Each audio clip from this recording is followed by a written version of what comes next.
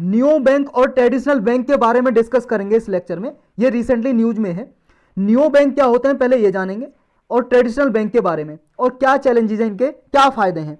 देखो traditional bank तो वो हैं जैसे आपका एसबीआई है, पीएनबी है, जो फिजिकल जिनकी ब्रांच होती है, एटीएम वगैरह होते हैं, ये तो ट्रेडिशनल बैंक है जो जिनमें आप अकाउंट खुलवाते हो। और ये न्यू बैंक क्या है फिर, देखो न्यू बैंक है only financial technology, fintech company बोल सकते हो।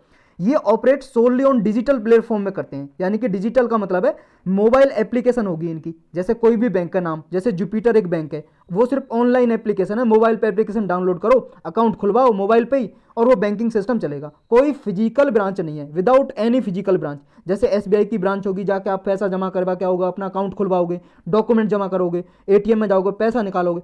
तो इनका ना तो ऐसा कोई एटीएम होता है, ना कोई इनका ऐसा कोई आपका फिजिकल ब्रांच होती है कोई भी। फिर कैसे ये करते हैं ऑपरेट, भाई साहब जैसे आप पेटीएम से पेमेंट करते हो, ऐसे बैंक में आपका होगा, जुपिटर में एक एप्लीकेशन है, अकाउंट होगा आपका, उससे आप ट्रेडिंग कर सकते हो, अपना पैसा जमा कर सकते हो। तो ये बैंक है। तो यानी कि मोबाइल ऐप से, या फिर आपका कंप्यूटर में कोई एप्लीकेशन है, सॉफ्टवेयर है, उस पर अकाउंट बना लोगे, साइट पे जाके साइट खोल के बना लोगे अकाउंट, तो उसके द्वारा इनको एक्सेस किया जा सकता है। यानी कि न्यू बैंक क्या है, डिजिटल बैंक भी बोल सकते हो एक तरह से, digital bank without any physical branch. तो इनमें डिफरेंट क्या है, ट्रेडिशनल बैंक से कैसे अलग हो गए। पहला तो हमने देख लिया फिजिकल ब्रांच नहीं है, एक तो डिफरेंस ये हो गया। दूसरा क्या है, जो न्यू बैंक है, देखो ये ट्रेडिशनल बैंकिंग सिस्टम है, उसको डिसरप्ट कर रहे हैं। कैसे, क्योंकि ये टेक्नोलॉजी को, आर्टिफिशियल इंटेलिजेंस को यूज कर रहे हैं, और बहुत ज़्यादा कस्टमर को ये अट्रैक्ट कर रहे हैं अपनी तरफ, क्योंकि बहुत ज़्यादा ये सर्विस भी प्रोवाइड कर रहे हैं, और बहुत ज़्यादा जो सर्विस कंडीशन है वो कम है इनकी, यानी कि जो चार्जेस लगाते हैं ना, बैंक चार्ज लगाते हैं, वो भी ये कम लगाते हैं। इस तरह से ये कस्टमर को अपनी तरफ अट्रैक्ट कर रहे हैं। दूसरी तरफ जो ट्रेडिशनल बैंक हैं, जिनकी चैनल अप्रोच होती है, यानी कि फिजिकल प्रेजेंस भी होती है, उनकी खुद की ब्रांच भी होती है, एटीएम भी होता है, और डिजिटल बैंकिंग प्रेजेंस भी होती है, यानी कि डिजिटल भी आप एक्सेस कर सकते हो। जैसे एसबीआई, पीएनबी है, इनकी एप्लीकेशन भी है, मोबाइल एप्लीकेशन, जैसे आप व्हाट्सअप की एप्लीकेशन डाउनलोड करते हो प्ले स्टोर से, ऐसे इनकी एप्लीकेशन भी डाउनलोड कर सकते हो। तो इनकी दोनों दोनों सिस्टम है इनके पास।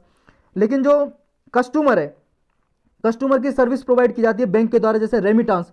रेमिटांस का मतलब आपका कोई सगा संबंधी दूसरे देश में रहता है, अमेरिका में, वहां से कोई रकम भेजता है, कुछ भी पैसे में या किसी भी कोई भी चीज़ भेजता है, वो सब माना जाता है रेमिटांस।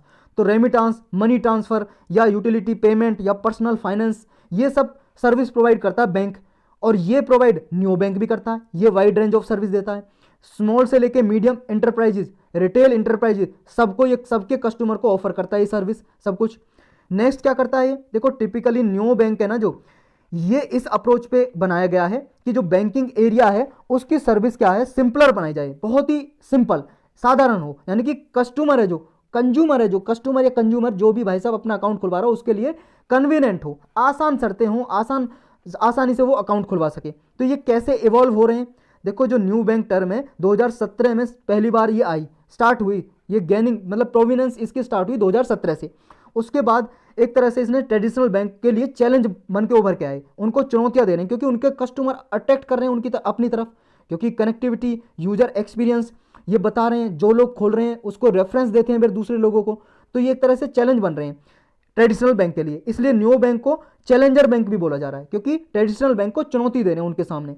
मार्केट पोटेंशियल है जो न्यू बैंक का, ये बढ़ता जा रहा है धीरे धीरे। क्यों बढ़ता जा रहा है, क्योंकि इंटरनेट और स्मार्टफोन की वजह से। आप सबको पता है भाई साहब, हर एक आदमी के पास एक तो स्मार्टफोन आजकल ले ही रहा है, वरना दो दो भी है, किसी के पास तीन तीन भी है, और इंटरनेट की फैसिलिटी भी है स्मार्टफोन है। तो जब इतनी फैसिलिटी है तो प्ले स्टोर से ऐप डाउनलोड कर सकते हैं, और इनकी टर्म भी आसानी से होती है। जैसे मान लो जुपिटर का आपने खुलवाया, जुपिटर ऐप डाउनलोड की, उसका अकाउंट खुलवाना चाह रहे हो, अपने मोबाइल से ही खोल सकते हो। इनका जो मान लो जो इनके कर्मचारी हैं वो आएंगे आपके घर पे ही, डॉक्यूमेंट्स ले जाएंगे, वेरिफिकेशन कर जाएंगे, और आपका अकाउंट चल जाएगा। एटीएम भी भाई साहब दे जाएंगे आपका, एटीएम भी आपके ऑनलाइन ही एटीएम आ जाएगा आपका, सब कुछ इनका एटीएम आ जाएगा। और एटीएम आप वैसे भी किसी भी बैंक में यूज कर सकते हो, किसी भी और एटीएम में किसी और बैंक में भी यूज कर सकते हो। तो ग्लोबल जो न्यू बैंकिंग मार्केट साइज है, ऐसा उम्मीद जताई जा रही है 2026 तक आते आते 333.4 बिलियन डॉलर की मार्केट हो जाएगी इसकी, यानी कि एनुअल ग्रोथ रेट 47.1% से इंक्रीज होगी। बहुत सारे ऐसे ऑपरेट कर रहे हैं इंडिया में भी जो ऐसे न्यू बैंक हैं, जैसे रेजोर पे एक्स है, इसकी भी मोबाइल में एप्लीकेशन डाउनलोड कर सकते हो आप। ईपीफाई है, ओपन है, न्यू है, जुपिटर है, इनकी सबकी एप्लीकेशन बनी हुई है। तो एडवांटेज क्या है न्यू बैंक के, देखो एक तो लो कॉस्ट है, आप क्या है जीरो बैलेंस पे अकाउंट खुलवा सकते हो। आप जब बैंक में अकाउंट खुलवाने जाओगे भाई साहब, सेविंग अकाउंट एसबीआई में किसी में, तो 1000 या 500 रुपये मांगते हैं। इसमें कुछ रुपया नहीं चाहिए, कोई लो कॉस्ट पे खोल देंगे। और ये लेक्स एक्सपेंसिव होते हैं, खर्चा इनका कम आता है। क्यों? जैसे मान लो आपने एसबीआई में अकाउंट खुलवाया, उसका आपका एटीएम कार्ड बना हुआ, मान लो प्लेटिनम का कार्ड बना हुआ है, एटीएम प्लेटिनम कार्ड का नाम होता है एटीएम का। उसके भाई साहब एसबीआई चार्ज ना 250 रुपये लेता है साल का, और प्लस 18% का जीएसटी, यानी कि टोटल लेता है 295 रुपये खर्चा एक साल का, आपके अकाउंट से काट लिए जाते हैं आपको बिन बताए। तो 295 रुपये का चार्ज ये नहीं लेता, कुछ भी आपसे कोई चार्ज नहीं लेगा। आप भले अकाउंट में पैसे रखो मत रखो, अकाउंट खुलवा लो। तो ये लो कॉस्ट है, इसलिए लोग खुलवाना चाह रहे हैं इसको। नेक्स्ट है पर्सनलाइज सर्विस। ये बैंक ऑफर करता है कस्टमर को पर्सनलाइज सर्विस, उसकी नीड के अकॉर्डिंग। कस्टमर को जो भी नीड है टेक्नोलॉजी के हिसाब से वही सर्विस उसको दे देता है, क्योंकि मोबाइल पे सारे उस ऑप्शन देता है, शॉपिंग करनी है, क्या करनी है, कौन सी सर्विस चाहिए, सारी सर्विस उपलब्ध कराता है। नेक्स्ट है स्पीड। बहुत ही स्पीडली अकाउंट खोल देते हैं। आपने अभी अकाउंट के लिए अप्लाई किया, 5 मिनट में अकाउंट खुल जाएगा। वहाँ पे आप फिजिकल ब्रांच में जाओगे एसबीआई की में, उसमें पीएनबी की में, हजारों लोग तो लाइन में लगे होंगे। सुबह के जाओगे शाम को नंबर आएगा। अकाउंट खुलवाने गए हो, जैसे भाई साहब कोई एहसान कर रहे हो आप, मतलब बैंक एहसान कर रहा है आपको अकाउंट खुलवा के, जो कि बैंक का ही सबसे ज़्यादा फायदा होता है अकाउंट का। तो इनमें ऐसा कुछ नहीं है भाई साहब, क्विकली आपका अकाउंट खोल देंगे। रिक्वेस्ट जैसे ही करोगे आप स्पीडली अकाउंट का 5 मिनट में अकाउंट खोल देंगे। अगले दिन आपका या उसी दिन आपका एक कर्मचारी इस बैंक का आ जाएगा घर पे ही, और आपके डॉक्यूमेंट्स वेरीफाई करके सब कुछ वेरिफिकेशन जल्दी से कर देते हैं, यानी कि कोई भी टाइम कंज्यूमिंग ऑप्शन नहीं होता। और दूसरी बात ये क्रेडिट वैल्यू, अगर आपको लोन लेना ना, लोन भी आपको बहुत जल्दी से दे देंगे। अगर मान लो आपका एसबीआई में पीएनबी में अकाउंट है, उनसे लोन लेने जाओगे, हफ्ते लगा देते हैं, महीने लगा देते हैं, मना कर देते हैं, नहीं दे रहे लोन। ये क्या है, बस आपके डॉक्यूमेंट वेरिफिकेशन होगा, तुरंत आपको लोन भी दे देंगे। 3 4 5 लाख तक लिमिट होती है इनकी, ऐसे लोन भी दे देंगे। तो कौन नहीं खुलवाएगा इसमें अकाउंट। नेक्स्ट है can they replace traditional bank. क्या ये ट्रेडिशनल बैंक को रिप्लेस कर सकते हैं, क्योंकि इतनी सारी फैसिलिटी दे रहे हैं? उसका जवाब है नॉट इंटायरली, नहीं कर सकते। क्यों? क्योंकि जो न्यू बैंक की जो रेंज है ना, अभी भी स्मॉल रेंज ऑफ प्रोडक्ट है। ये जो सर्विस और प्रोडक्ट देते हैं ना, वो बहुत ही कम लिमिटेड देते हैं।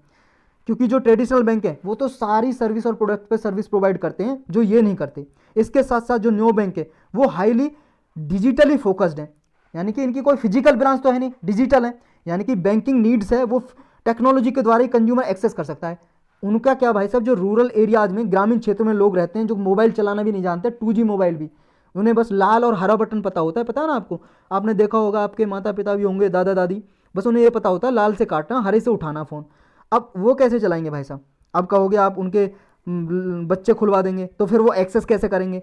तो भाई साहब ये बड़ी परेशानी है, क्योंकि जो डिजिटल लिटरेसी है उसका अभाव है रूरल क्षेत्र में, रूरल एरियाज में। तो दूसरी बात ये है कि जो लोग हैं वो बिलीव करते हैं फेस टू फेस इंटरेक्शन में। जब तक देखो बैंक से इंटरेक्शन ना हो, उन्हें बिलीव नहीं होता कि भाई साहब कोई आदमी तो है नहीं, मोबाइल पे ऐप कर रहा हूँ, हो सकता है साइबर हैकिंग हो जाए, मेरे अकाउंट से पैसे चुरा लिए जाएं या कुछ हो जाए। तो ये डर भी बना रहता है, लोगों का अभी ट्रस्ट भी नहीं है।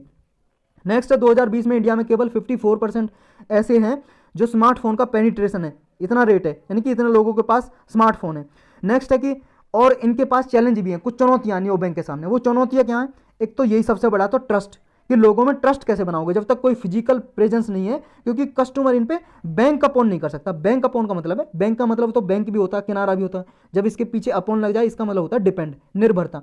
क्योंकि इन पे कस्टमर निर्भर नहीं कर सकता टोटली जब तक इनकी फिजिकल ब्रांच नहीं होगी, क्योंकि फिजिकल प्रेजेंस है नहीं, लोगों को लगेगा पता नहीं पैसा भाग जाए। जैसे आपने फिर हेरा फेरी मूवी देखी होगी, पैसा डबल करने के चक्कर में लोग पैसा लेके भाग जाते हैं उसमें, तो ऐसा इनके साथ ना हो जाए। तो बिलीव, ट्रस्ट पैदा करना सबसे बड़ी बात है लोगों में। दूसरा है कि ये देखो आरबीआई द्वारा रिकॉग्नाइज नहीं है, न्यू बैंक को देखो आरबीआई की कोई रेगुलेशन नहीं है, आरबीआई ने कोई रूल नहीं बना रखे इनके लिए, आरबीआई इनको नहीं रिकॉग्नाइज करता। तो फिर काम कैसे करते हैं? ये काम करते हैं भाई साहब दूसरे बैंक के साथ ये अटैच हो जाते हैं। कोई फाइनेंशियल इंस्टीट्यूशन है, दूसरा बैंक है, उसके साथ इंगेज हो जाएंगे, उसको कह देंगे भाई साहब हमारा ये सेविंग अकाउंट अपने बुक में रखो, इतना पैसा बुक में रखो, हमें जो प्रॉफिट होता रहे आपको भी देते रहेंगे और आप हमारा ये पैसा रखते रहो। तो दूसरे बैंक के साथ ये इंगेज हो जाते हैं। यानी कि जब न्यू बैंक के लिए कोई रेगुलेशन ही नहीं है तो ये डिपॉजिट को एक्सेप्ट नहीं कर सकते अपनी अपनी ऑन बुक में।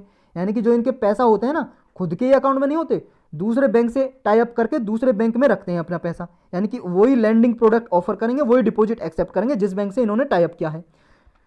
तो ये जो फिनटेक है या नॉन बैंकिंग फाइनेंशियल इंस्टीट्यूट है, इनसे इनसे टाइप करते हैं ये फिनटेक, यानी कि जो न्यू बैंक है या तो नॉन बैंकिंग फाइनेंशियल इंस्टीट्यूट से या किसी और बैंक से या फाइनेंशियल इंस्टीट्यूशन से, इनसे पार्टिसिपेट करते हैं, इनसे इंगेज करते हैं कोई लैंडिंग एक्टिविटी करने के लिए, यानी कि किसी को लोन देना है उसके लिए इनसे टाइप करेंगे, उनके द्वारा लोन दिया जाता है। तो यही था इसमें